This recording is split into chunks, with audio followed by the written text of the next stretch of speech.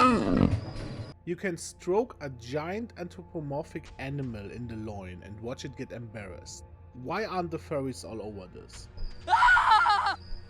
This is Black and White. Black and White is one of my cherished childhood memories, and replaying it as an adult made it more impressive to me. It is a god game, made by the founder of the genre, Peter Molyneux, who's also known for riding on cannonballs and planted beans to make a ladder to the moon to get his silver axe back. In Black and White you play as a god's hand that moves over the terrain, and your hand can do a lot of things. Pick up trees, throw rocks, throw people, throw rocks on people, get grain from fields, get fish from the sea. This game gives you a lot of freedom and uses its physics to an impressive degree. In most lands, which is the levels in Black and White, you have another god as an enemy that has, like you, its own temple, and the game's premise is very simple. Destroy the other temple. You also have villages, and you need to impress the villagers so they start believing in a god, preferably you. You can give them food or wood or kill them with rocks, fireballs and more. If they are impressed, which a fireball most of the time does, they start believing you. If they start believing you, that village is owned by yours. A village that is yours will have a zone of influence, and in that zone you can do what your hand is designed to do. You also have a creature that you raise and train. Your creature will observe what you do and then imitate you.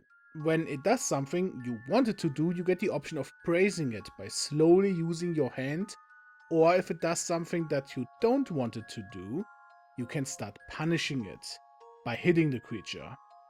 This will tell your creature what it can and cannot do. It's very simple.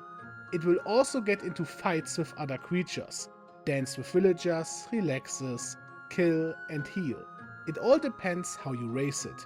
Funnily enough, in an early version of Black and White, when it was still in development, the creature was supposed to be human looking, which made people uncomfortable, and I'm glad they changed it. You can also train your creature to perform miracles by casting them. Miracles are spells that you can either cast when your villages have the spell and gives you enough prayer power, or by finding the spells sometimes under bushes or in wonder dispensers. There are a lot of miracles, some completely useless like the forest one. Others are very useful, like food, wood, water and fireball.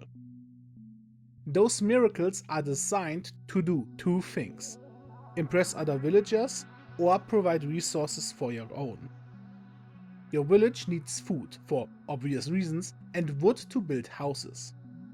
You can also use the wood in a workshop to get scaffolds, and combine different scaffolds for different buildings. One scaffold makes houses, 2 scaffolds make bigger houses, 3 scaffolds make useful buildings like a graveyard, 4 for fields, 5 for town centers, 6 for miracle dispensers and 7 for wonders. Wonders are the most useful buildings, and the more belief you have, the bigger they are. There's also a trick. Place a stone inside a village and people will start to dance around it. As soon as the stone has your symbol over it, it's an artifact, and if you drop it in another village, you gain massive belief from that village. But you can also place your wonder scaffold near it for the max-sized wonder. Some wonders make your village fast or your miracles more powerful. The Norse wonder is the most useful one because it boosts wood and food wonders. Each wonder also expands your influence considerably, making it easier to reach other villages that you can then impress. My favorite strategy is making enough houses for around 100 villagers, then dropping stones into that village and use the artifacts to impress and take other villages. Artifacts in another village give you also a passive belief, by the villagers dancing around it. Sometimes if other villages are hard to take, I kill everyone or just resettle them. If a village is empty, you can take it easily by dropping a villager from your own village there. This will turn the villager into a missionary. Villagers can get jobs, missionary is one of them. To give villagers jobs, you drop them besides their workplace. For example, a field makes them farmers. You drop them near a construction site, you get builders. If you drop them beside a tree, then you get a forester. Drop a villager besides other villagers, you get breeders, and so on. There are tons of jobs and tons of ways to defeat other gods, which is the goal. There's also a campaign that has a story and frankly some good puzzles that use the physics of the game, but the campaign has some major bugs and it's very short. I think it's better to show what you can do because just talking about it is not enough. Burn villagers to a crisp? We saw the real good.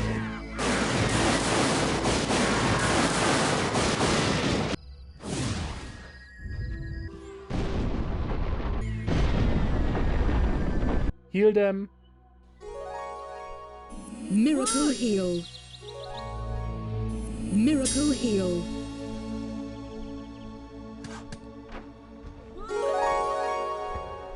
Drop stones on them.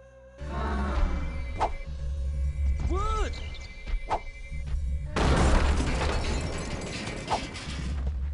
Wood!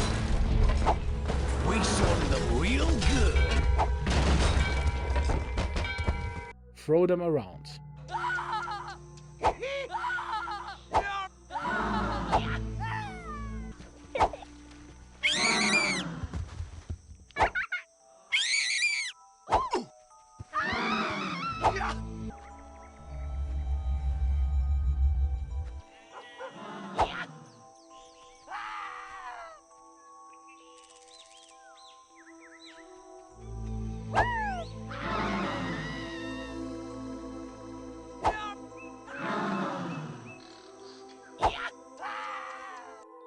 Black and White came out in 2001, and that makes the physics in the game for the time period practically flawless.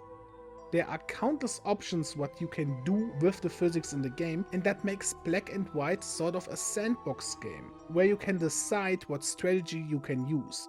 If you use wild tactics, your hand and palace will look evil, and if you impress people and heal them, you become a good god. As it is the case with retro gaming, first the graphics are dated and the game crashes every 5 hours. The game is also hard to acquire because there is no digital license and you cannot buy it. There is a grey area how you can obtain it, and I advise you to visit My Abandonware, which is a nice site for playing old games. There's also a pretty straightforward guide how to install it. Sometimes the physics don't behave like they should, and your creature, if their path is blocked, might destroy obstacles, including your temple, which means game over. The campaign is also a bit short and bugged. For more not technical problems, let's talk about your creature. I think the original idea with your creature was making a pet that not only helps you, but that you can actually bond with. It does cute things and it has puppy eyes after all. It also fails, because you are forced to beat it. Beat it real hard. This binary way of teaching your creature with carrot and stick puts a wrench into any emotional attachment. Because if I would feel a connection to my creature, beating it black and blue would weigh on my conscience, and as a defense mechanism I view it more as it is, a bunch of algorithmic pixels. I have a dog, and I can tell you that most pets want to do right. They want to be good boys and girls and be helpful, and you never have to be them.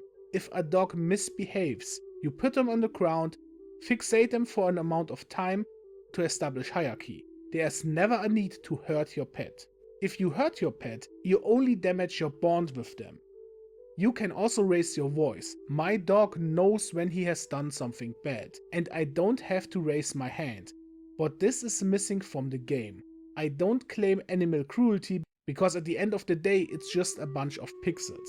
Nothing with real feelings got hurt, but suspension of disbelief makes us connect with digital entities, and that can be a powerful emotional tool that elevates a medium.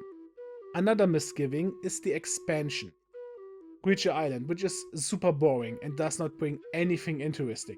Your creature gets a little child that learns from your creature, but this causes more problems and does remove player agency. Your gameplay does not change through this in any way. What Black and White does exceptionally, besides of course being a god simulator and having so many sandbox options and having a trainable creature and is its menu. I think atmosphere and perspective is an underevaluated gameplay aspect, and here we can see the clear advantages of it. You are a god with a god's hand, and there is no UI that tells you statistics like in a strategy game. You move by dragging your hand over the ground. If you want to cast a miracle, you can go to your temple and click on it, or you sign a symbol on the ground with your hand. The game puts you directly in the perspective of a god. Your villagers have needs. Instead of a villager needs statistics, which is usually a menu in other games, you go to the warehouse and look at the flags. The villagers want to tell you something and raise a flag to show it to you. There's a symbiotic way of visuals here. If you want to get some statistics, you go into your temple where the villagers display them for you, like you were a god with that perspective. If you want more people to pray, you don't raise a bar in a submenu, you raise the town center statue with your hand, like you would if you were a god with that perspective. This creates a unique atmosphere. It gives you so many options while having the perspective of a god. At last, I also want to talk about the Black and White modding community, which is not that big but still passionate. You can play, besides the main story, skirmishes, which in the base game are just meh. However, there's a set of skirmishes made by the user VandalBlueX, and I don't know if you see this, but whoever you are, I love you. These maps are better done than the original ones, even compared to the campaign, and I had a lot of fun playing them. They are balanced, well paced, and all of them are different. The only thing that holds them back is sadly the status quo of Black and White. You cannot save in skirmishes and the game crashes frequently, which makes it hard to finish one of them. I know there are some revival projects, like Open Black, and I implore those to include these fantastic skirmish maps in their project. You can play Black and White as a good and benevolent god, or play it like the Geneva Convention is a checklist. It's up to you. Black and White is not a god game, it's the god game. Thank you for watching. Farewell.